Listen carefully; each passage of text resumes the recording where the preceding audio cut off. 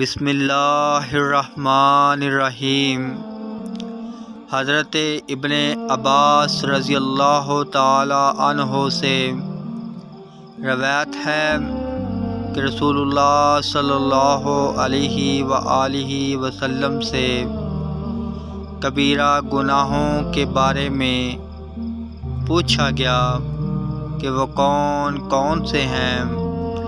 آپ صلی اللہ علیہ وآلہ وسلم نے فرمایا کہ اللہ تعالیٰ کے ساتھ شریک کرنا، اللہ کی رحمت سے مایوس ہونا اور اللہ کی گرفت سے بے خوف رہنا۔